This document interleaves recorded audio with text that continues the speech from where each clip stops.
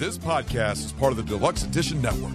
To find other great shows on the network, head over to deluxeeditionnetwork.com. That's deluxeeditionnetwork.com. Hold on, stop. Welcome back to the Shit Show 2.0. Okay, Boomer. Damn millennials. Wow. Did not know that. Even flirters who are obviously mentally ill. You want to be my wife? Oh, this is gonna go downhill real quick.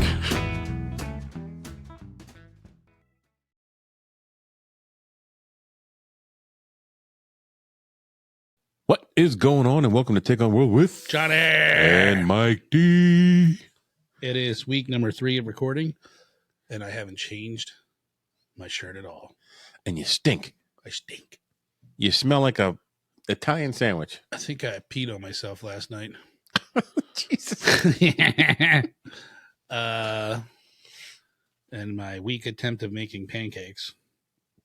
You peed on yourself while you were making pancakes? No, after I was done. Oh, that's better. Sometimes I like to reward myself. Jesus. Get a little kinky on the homestead. So, this week. This week in 2024, it's been raining cats and dogs. Can't go nowhere. It is getting nice outside, though. Is it? No, not right now. Oh, it's supposed to be nice all this week. Yeah, good. Like up in the 60s. Because I want to go hit that trail up, try and burn some of this winter fat off. Mm-hmm. Well, my doctor is probably going to tell me I'm got about 6 months to live. My doctor just told me that I'm doing really well. Yeah, I heard that. That's awesome, man. I was actually shocked. I am too. I thought that the last time you got bad news or something, you had to pull over and He steal your lunch. He doesn't know anything about my liver because it's not that doctor. Oh. But So that might be a whole different story. I'll drink to that. Well, listen, I need to go because when I moved, I stopped. They pissed me off, the doctors. And it's like, I had to fight to get my medication. And they're like, well, why don't you try this pharmacy and that pharmacy? And I'm like, and I just didn't feel like doing it. I don't feel like I should have to do that. The medication I was on, I couldn't get. And then I stopped taking it. And then I just stopped taking everything else because I was blood pressure medication and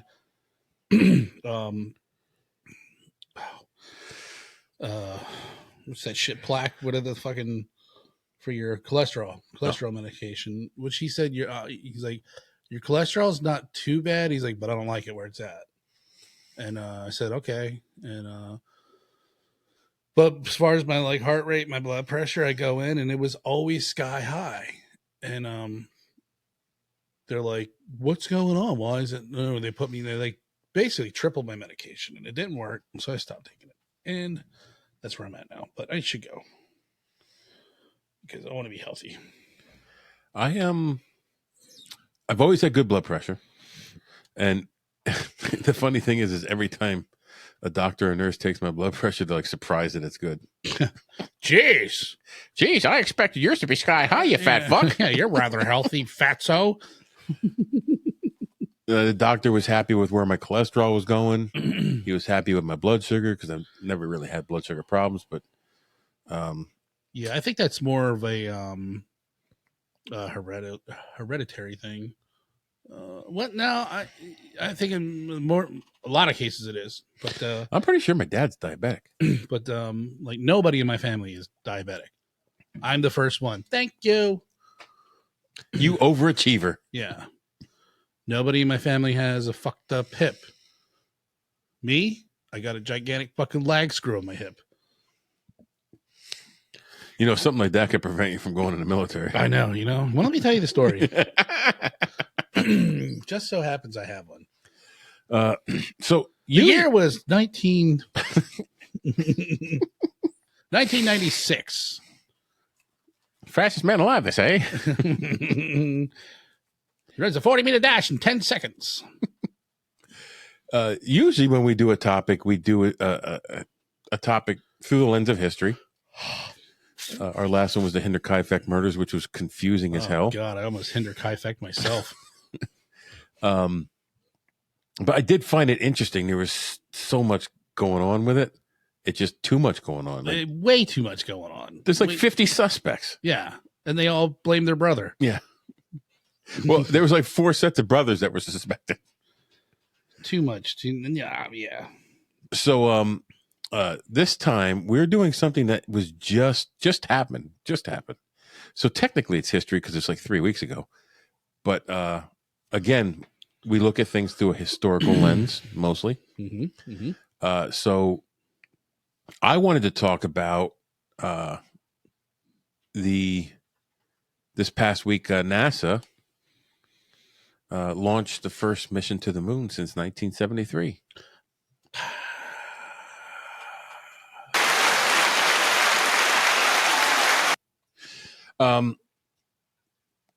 So it's weird because it's NASA through a private company. Mm-hmm. And so this was the first privately built vehicle to make it to the moon surface. That's cool. I think privately funded, they could do it probably quicker and faster. With it, yeah, it cost much less than it cost. And in my research, it talks about that some. But before we do that, I want to talk about the Deluxe Edition Network. Okay. Because like going to the moon is the pinnacle of space travel right now. Deluxe Edition Network is the pinnacle of podcasting. The pinnacle. Deluxe Edition Network is a group of podcasters, 30 plus, all coming together with the common goal to support each other and offer you a wide variety of content. So go to deluxeeditionnetwork.com. Check out all the great podcasts, and remember to always come back to Take on the World because we rock. And we could really lose some people listening. We can use more than 2 people. While you're listening to our show, you don't be afraid to comment and give a thumbs up and follow us and say what's on your mind. Blah, blah, blah, blah, blah. If you hate our guts. Algorithm. If you love me, dislike Michael. I doubt that's ever happened in the history of the mankind. Let us know. But while you're at Deluxe Edition Network, you want to check out the podcast of the month. And this month, the podcasts of the month are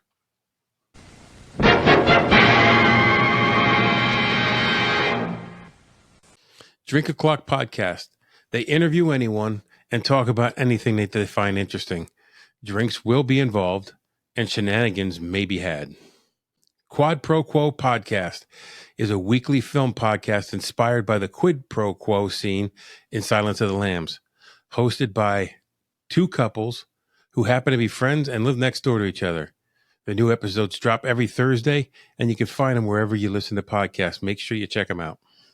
The Stephen Crypto Show podcast is a Rondo Award-nominated podcast that covers pop culture, horror, featuring great interviews, conversations, special guest segments with creators, entertainments from all mediums, while keeping a sense of humor.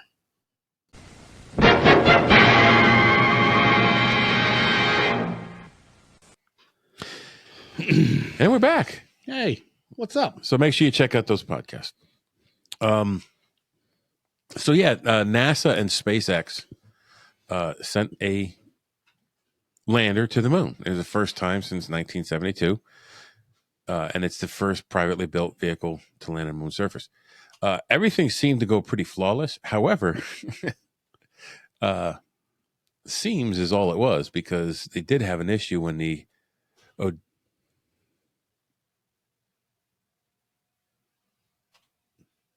What was that? I hear something over there. When the lander, which was... Hold on, let me go check the tool shed. Odysseus landed, it actually tipped over. That's not good. No. Is this one of these ones like the Weebelows wobble, but they don't fall down? No, the Elon Musk rocket that yes. lands back standing up. So yeah, the carrier comes back and lands back on Earth so they can reuse it. Yeah. Which I think is fucking amazing. Yeah, that's pretty cool. But when this landed on the moon, it I guess because of the uneven soil, it kind of tipped over. And it didn't fall completely on its side, but it tipped over. And they thought it landed perfectly. And then they realized, oh, shit, we're kind of laying on our side up there since it's unmanned. Launched aboard a SpaceX rocket on February 15th. You know what's crazy? I had no clue about this. Really? None whatsoever. I see, I've always been interested in space travel, so I have too.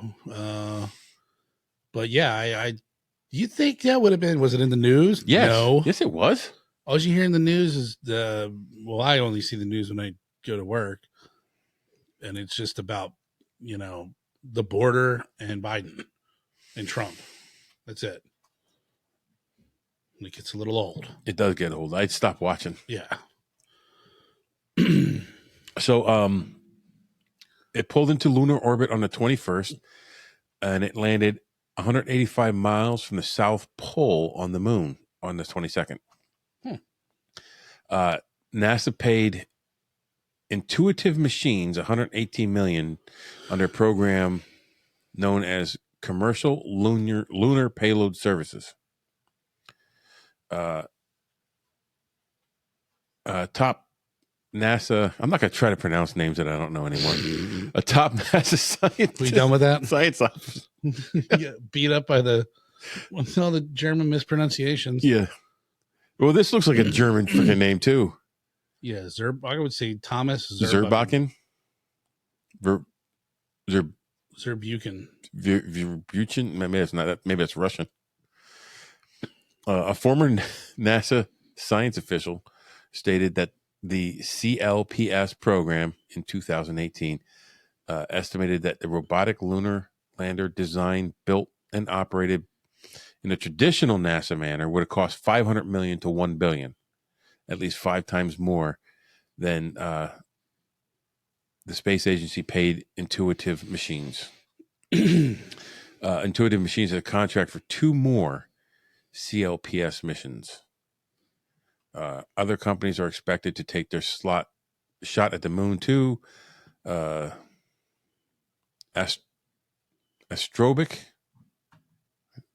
Technologies. Astrobotic. Yeah, so Astrobotic Technologies, a Pittsburgh-based company. Yay! Go Pennsylvania, go Penguins. Has a second mission preparation to take a robotic NASA rover to one of the shadowed regions where there might be ice, which is cool because for years they thought there was no water on the moon. Now they're finding there's these ice deposits on the moon. That's crazy. Yeah. Firefly Aerospace near Austin, Texas, has its Blue Ghost lander mostly ready, but has not announced a launch date. The moon's polar regions have attracted much interest in recent years because frozen water hidden in the shadows of the craters are there. So these shadowy areas and these craters never get light. So the ice never melts. I wonder what you could do with water on the moon. I don't know. The fact that there's water there is amazing. Yeah, like water means life. Come back. Other than the U.S., the only government space program, only the government space programs of the Soviet Union, China, and India and Japan has successfully put robotic landers on the moon's surface. I would kind of say that, correct me if I'm wrong, but we might be the leader in the quote unquote space race, if you want to call it that anymore. I don't. Yeah. Well, we're going to talk about the space race in a few minutes. That was basically just a dick measuring contest. Yeah. And but probably like on epic proportions. Like, it's so cool. Anyways, I don't want to spoil it. On astronomical proportions. Astronomical. Galactical. 2 companies, iSpace of Japan and Astrobotic Technologies of Pittsburgh, have previously tried and failed as has an Israeli nonprofit Space IL. Spacel. But it's capital I. Space Illinois. A crewed lunar flyby, Artemis 2, is anticipated in 2024. And the first crew landing, Artemis 3, can come as early as 2025. So I asked, why the fuck are we going back to the moon? That is a good question. Well, if there's water there and they find it, that's one of the big reasons. And they want to know if there's any microbes in that water. They want to know, they want to know everything they can about that water. So they're going to bring it back here, and we're going to be invaded by aliens from the moon. right. We're going to have the world's most expensive moon water. The most expensive drop of water costs you $550 million for one taste. One sip of the golden moon water. But it cures all your ills. I would not try it, would you? No, because I don't have $550 million. I just would be scared. I don't know. It just seems like there would be something in it that would. Well, the speculation is some of the water that's there came from Earth. Yeah, because didn't one time the moon collided with the Earth in the beginning?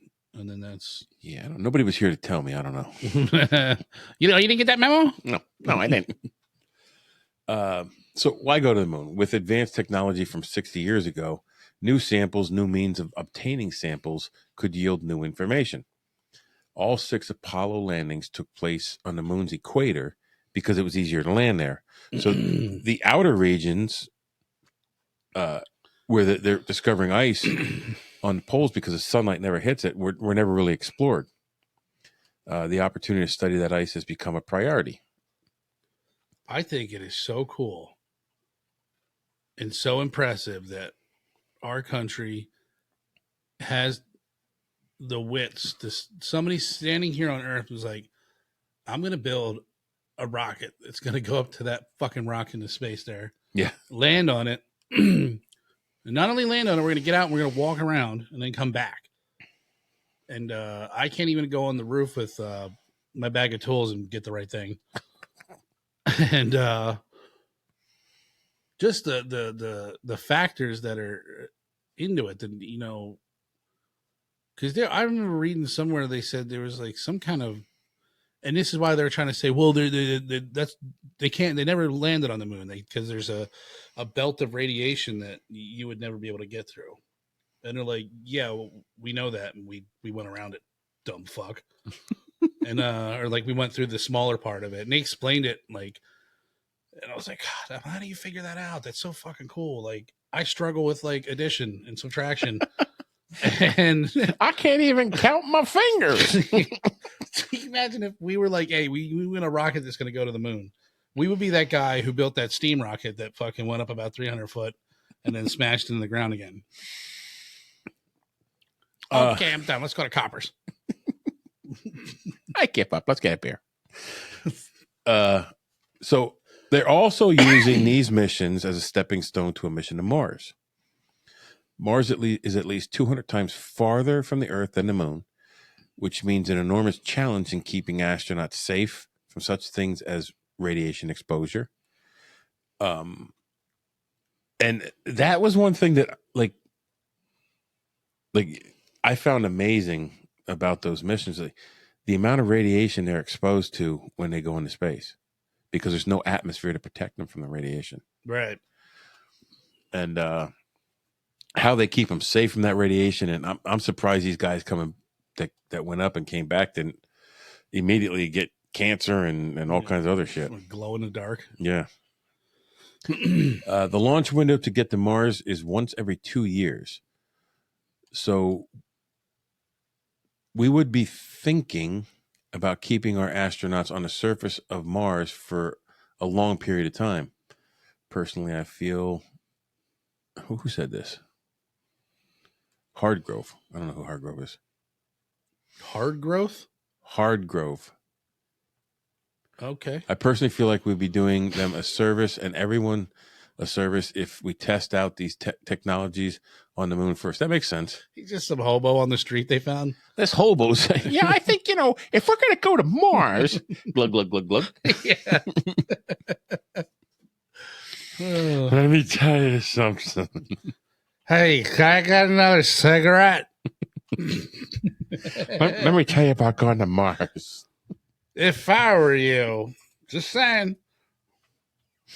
So basically, they want to test out everything that they're going to use on Mars on the moon first. Okay, so that makes sense. It's easier to get to less distance, cheaper to get to the moon. Right. But the God, that would terrify me. Could you imagine being in space? I would love it. I think I would love it, but I would probably look like a dog shit in razor blades. Yeah, I always ask people that question. I'm like, if you had one chance to go to the moon or go into space, would you? They're like, hell fucking yeah. I mean, I'm like terrified of roller coasters. I don't know when I became such a bitch. That like the last time I went to a theme park, I was like, I'll be down here eating a funnel cake. I'm gonna strap my fat ass into a fucking rocket. There has been talk of moving towards a permanent human presence on the moon. So God, that would have to be boring. Colonize the moon. But you put all that stuff on there and it gonna spin right. Well, the moon doesn't spin. Done it? I don't think so. Yeah. Or maybe it does. I don't know. This is why we don't work for NASA. I could be a complete idiot. We don't even know if the moon spins or not. We take on the world, everything except for the moon. Another reason that they're talking about going to the moon again, a venture like this is bound to require new technologies, sparking new technologies and innovations to be developed. You know what I was going to say? Like, I'm sure the spacesuits have had to change since the 60s. You know how the bulky and clumpy they are. The new ones look like freaking like you cool. see in the movies, like streamlined, thinner. Like fucking, they got yoga pants now. Female astronauts. So the United States missions, moon missions, started in 1958. That's when the first one. There was a failed lunar flyby attempt due to a launch vehicle malfunction. Also in 1958, reached lunar distance but failed to escape Earth's gravity. You know, I forgot, and I just answered my own question. Never mind. I was going to say, why does the spacecraft have to be going so fast to come back into the Earth's atmosphere? You see like the fireball, and it has to withstand all that heat, shaking, and if they don't go fast enough, they can't breach the atmosphere. I thought it was just because, we have to go that fast to get to the moon in a reasonable amount of time, right? And there's no resistance in space, so you're just going that fast. And rather than take the extra fuel to slow the rocket down to have a safer entry, they just go in it. If they don't hit the atmosphere at the right angle, they'll bounce off. Really? Yeah. Huh. Like a big old bouncy house. The bitch said, "Not tonight, motherfucker." Oh, come on, baby. I'm wearing a rubber.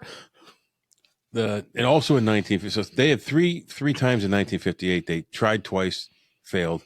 The first successful flyby of the moon for the United States, returning data on temperature and radiation. 1959, second successful flyby, confirmed the moon's lack of magnetic field. And that was Pioneer 0 through 4.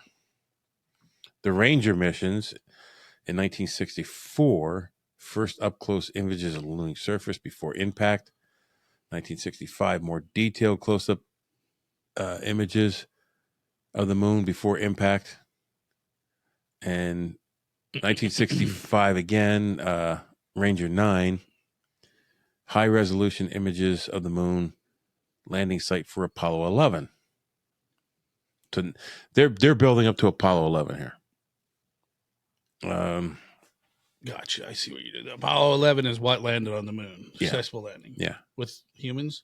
Yes. Aboard? Yes. Lunar Orbiter 1 in 1966 was the first lunar orbiter mapping large areas of the surface. See, I'm glad you went through this thing because, like, I am very interested in it, but I didn't go into detail. So I'm thinking, like, yes, it's amazing we got to the moon and we landed on it, but there was a bunch of trial and error. Oh, yeah. A lot of, okay, we're going to get there, like maybe halfway and then come back. So it's just like progressively getting closer and closer, seeing what happens, taking measurements, whatever. And then it's not like one day that the very first mission was a successful trip to the moon where we landed. Right. So like the Pioneer missions is 0 through 4. So that's 5 missions. They had 2 successful flybys of the moon. Mm-hmm. Now, the Ranger missions in 1964 started Ranger 7. What happened through 1 through 6? Did they blow up before they left the atmosphere? They might have. I don't know. But they're talking about the first close-up images of the moon before impact, blah, blah, high resolution before for the Apollo 11. We got better pictures of the moon that's how many miles away than fucking Bigfoot. That's true. Jesus Christ. So Lunar Orbiter 1 was in 1966. And then that mapped large areas.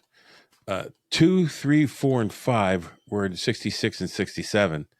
Mapped potential landing areas for Apollo missions. So this was just mapping the moon. So then you have crewed missions. Apollo 8, first crew mission to orbit the moon, paving the way for lunar landing. So what happened to Apollo 1 through 7? I don't know, man. That's like a Glock. Like, why do they name all their Glocks weird names? Mm-hmm. Like, so I don't think it has anything to do with. I don't know. I'm going to have to look up, and I should have looked it up before because I've already looked at this information. So That's probably the drunk hobo they hired. Here's Apollo 8. If I were you, I'd name it Apollo. Just skip 1 through 7. Well, then 9's not on here. Apollo 9's not on here. And I wonder if there was some kind of failure that it didn't launch or whatever. You think it lists that, though, I only researched actual U.S. missions. Okay. Well, then I don't think if it failed, I wouldn't consider that a mission. They probably didn't list it because they don't want Russians seeing that and being like, "Oh, look how many times they failed." You look at the numbers, you know something's up. Yeah. They wait a minute. What happened to 1 through 7? So Apollo 10 is in 1969. Rehearsed lunar landing procedures in lunar orbit. Apollo 11, first successful lunar landing. Neil Armstrong, Buzz Aldrin were the first human beings on the moon. Who was the third guy? I don't know. But he never left the ship. Right. Who was it? I don't remember his name. Bob Clark. Bob Clark. Bob Hope. Bob Dole. He was holding his pen. I don't know. He was the same one that I was telling you about that it was in the ship and he didn't he keyed up on the frequency that everyone could hear, civilians including, that they saw something. They saw something Yeah. or something was following them or whatever. And then he like cut off mid-sentence and then they said, oh, he switched over to the secret NASA channel. Apollo 12, second lunar landing with astronauts exploring.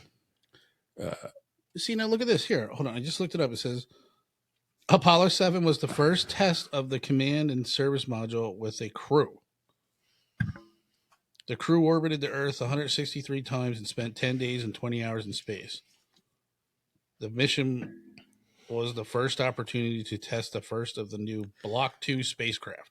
Well, you know what? I put in U.S. moon missions. So that wasn't actually a moon mission. It was test mission for the craft. Okay. So that's why they came up like this. So that was Apollo 7. I think they said Apollo 1 crashed. The mission never flew. A cabin fire during a launch rehearsal test at Cape Kennedy Air Force Station launched Complex 34. Oh, yeah. It was the crew. All the crew died. Wow. 3 guys. Gus Grissom. We've heard that name. Gus Grissom.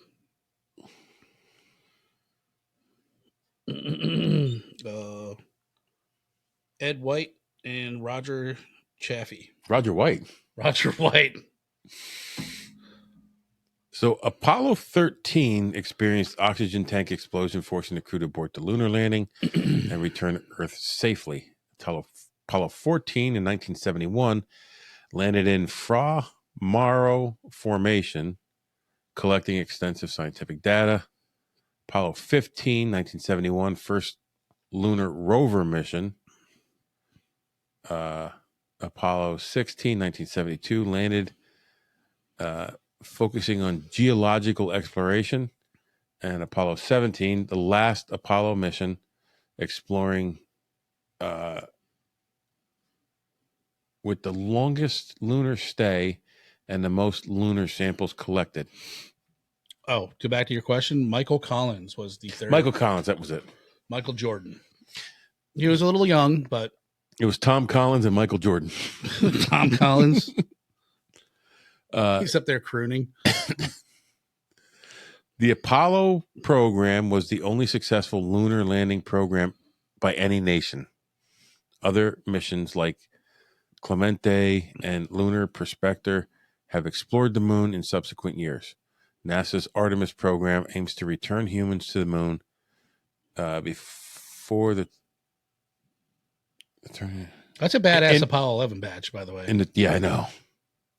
Eagle landing. What's it holding in his hand? America flag. It's America. It's like pine needles. What? Like I don't know. Let me see. Some kind of branch. Rosemary. Could be. Rosemary and thyme. Yeah. That's what you cook an eagle with. Oh, look, his other town. He's got a stick of butter in there. So that's all the past U.S. That's a lot. I know. And those were all, pretty much all successful. Well, no, because like Pioneer 01, 1 didn't leave the Earth's gravity, 0 failed with a launch malfunction. Well, yeah, but I'm saying there's probably maybe a handful that were successful. That's impressive. So we're going back to the moon. They want to go to the moon and set up a long-term stay to see what it would be like to be a long-term stay on Mars. A bed and breakfast. Yeah. An Airbnb. Man, that's crazy. You would think like to get all the equipment and material up there and build it. God, that's got to be expensive. I guess you launch a couple unmanned things and have them drop the stuff on the moon. And I think I've been watching a lot of these shows now, these like building shows where they're using basically plastic Lego blocks, and they're like super sturdy. And you literally like they're jumbo Lego blocks made of like plastic from the ocean and shit. And you snap them together, and they're building houses with them. that's cool. So you think of rigidity, the weight is definitely a huge factor. You just said a big word. I did. Wow. I'm impressed. Hold on, that's not going to last long. But I think that would be something to, Well, especially if they're using ocean plastic. right. So, but I'm saying I think your biggest factor would be the weight. You're not going to be fucking hauling steel beams up there, are you? You would think whatever they take up is going to be composite Right. of some sort. Yeah. I don't know. My thing is this, and thinking about it, if you take this stuff to the moon, and usually these missions have 2, maybe 3 guys on them, how are 3 guys going to build a structure up there? Yeah. They're not. It would have to be something you can literally like snap together. Like Are you going to sit in the lunar lander until it's built? Are you going to send several missions of 2 or 3 guys? Or are you going to send a mission with more than that? I think they'd probably send a. Garbage cans. Oh. I probably think they'd send a couple rockets up. Maybe 6 or 10 with 3 or 4 guys in them. I don't know. I Something they could probably like. Where the rockets could like connect together and they can have like a little, little space station going on. Little space station, and then they can build from there. But I think you're going to have like fresh air. How the hell do you make fresh air in a vacuum? They use air scrubbers. So it like a rebreather almost, but that only goes so far. Right. Batteries. I guess you could probably use solar. Oh, lots of solar. Yeah, because you see like solar panels on all the space equipment. There's nothing to block your solar light. Anderson Windows. Yep. We see their commercials. Buy Anderson. You won't regret it. I always wonder how they're going to put it together when they get there. Yeah. Because you think like they'll like what do they call that? Where you take each piece of equipment and they'll figure out like how much it costs to take into space. So like the weight of a hammer would cost like $50,000 to drive to space, shit like that. Yeah, it's crazy, man. That's why I applaud these guys. They're just geniuses.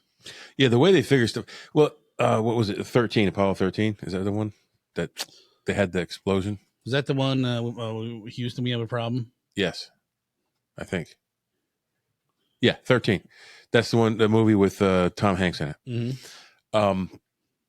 The way they know every single thing that was on that and how to take this part and attach it to this part to do what you had to do to fix it. Yeah. That to me is amazing. Oh, it's crazy. You probably have all these NASA scientists sitting there trying to think this, and some redneck comes in and says, "Oh, all you got to do is duct tape the thingy bob to the whatchamabit." Yeah, you know what? That'll actually work. You got some redneck engineer coming in. Well, fellas, you got it all wrong. Yeah, you take that little tubey thing and you stick it in that hole, put some duct tape around it, get a rubber band, and pull it tight. Sprinkle some Mountain Dew Code Red on it, and you're good.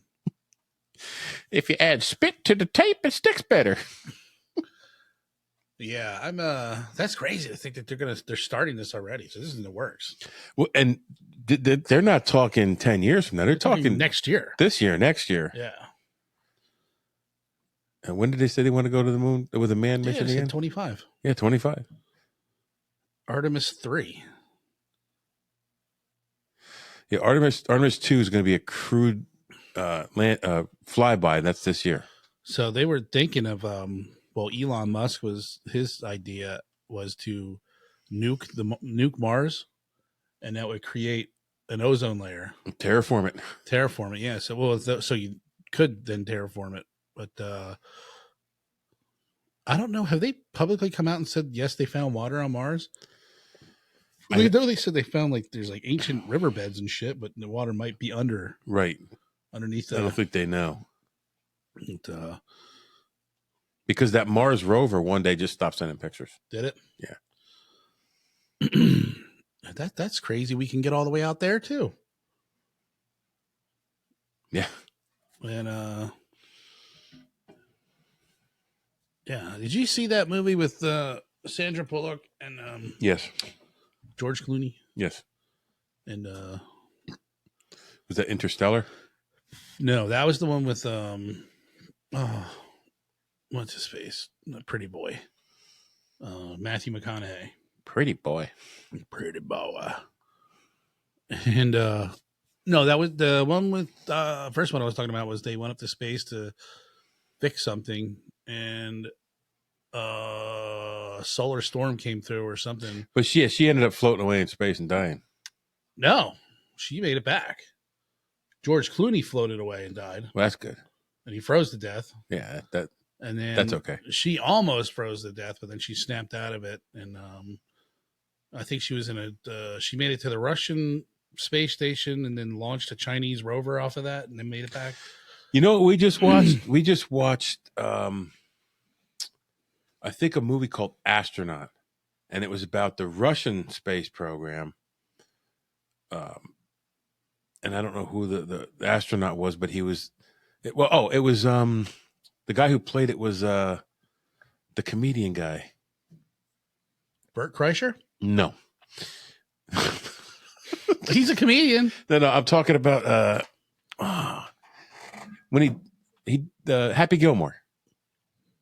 Okay. Yeah. What, I saw that. I was going to watch that. The fuck's his name? Adam Sandler. Adam Sandler, yeah. It was a very serious role, I think. Yeah, because I was like, dude, you don't ever see him in a serious So role. the movie is very slow. Okay. To me, like 2001 Space Odyssey. Yeah.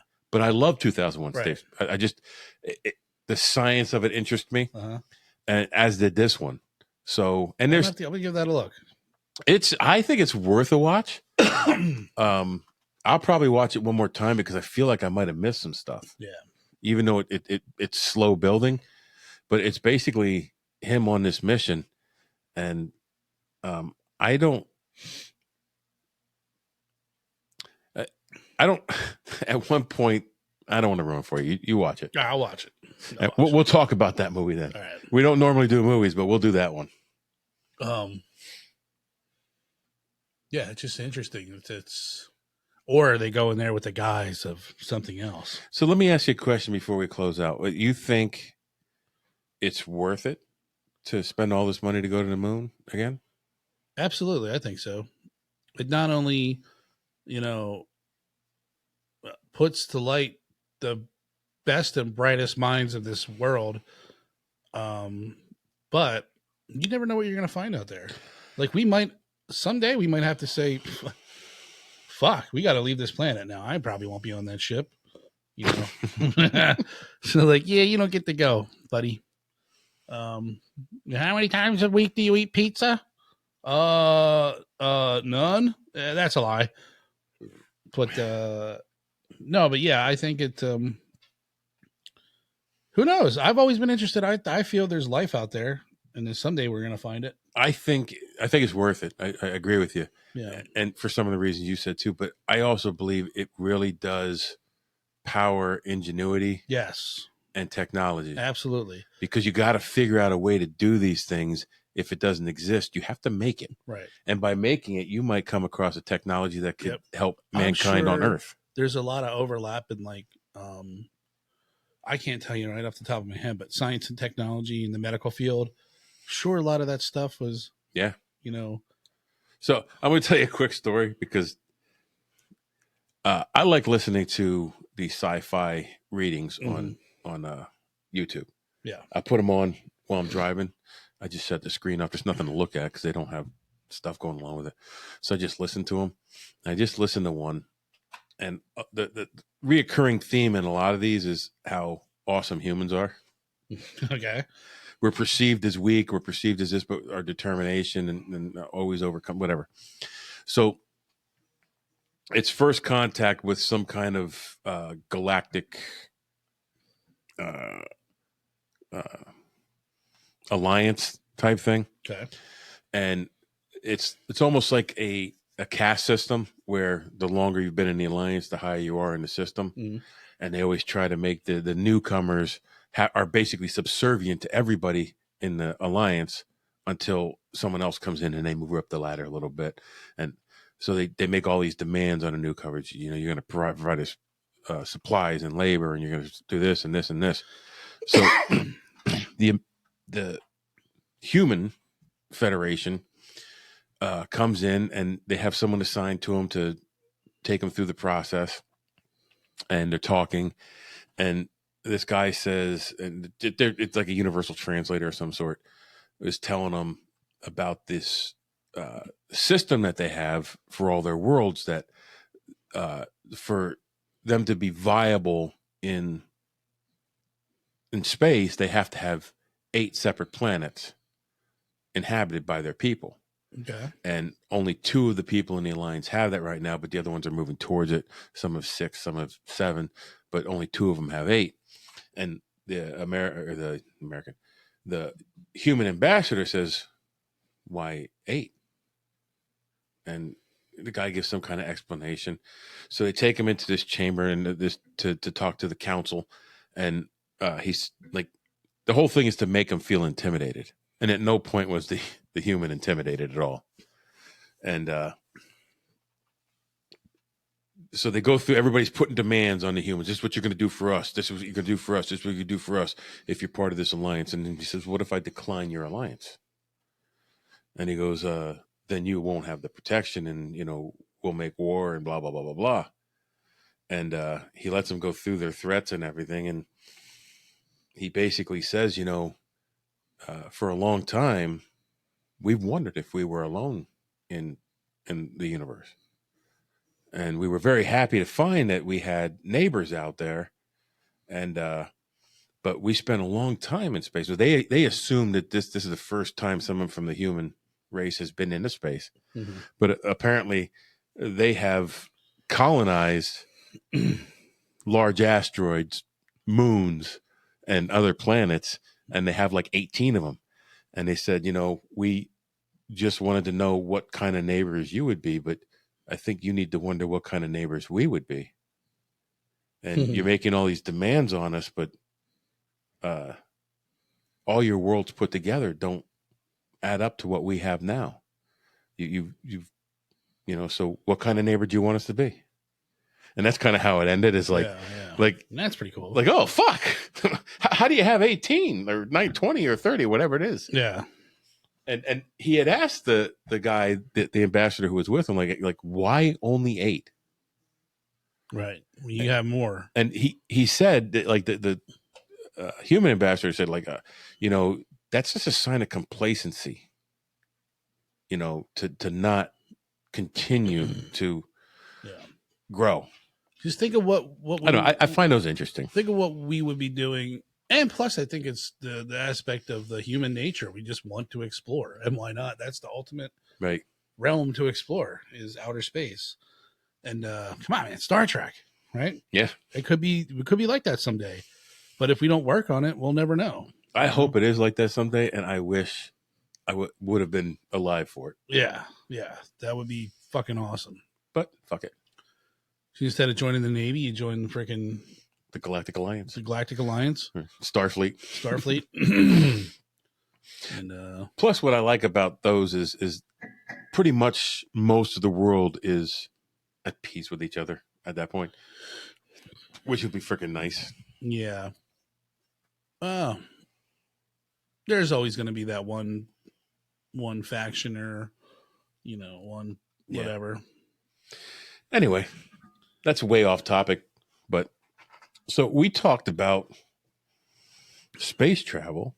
We talked about moon landings, and we took that on. Now you go take on the world.